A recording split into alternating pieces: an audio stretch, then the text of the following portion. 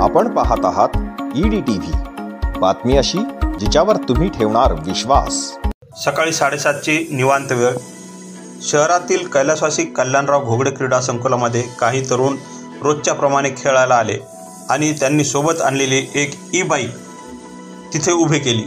पाहता पाहता या ई-बाईकला आग लागली आणि अवघ्या 10 मिनिटांमध्येच या गाडीचा जळून कोळसाही झाला।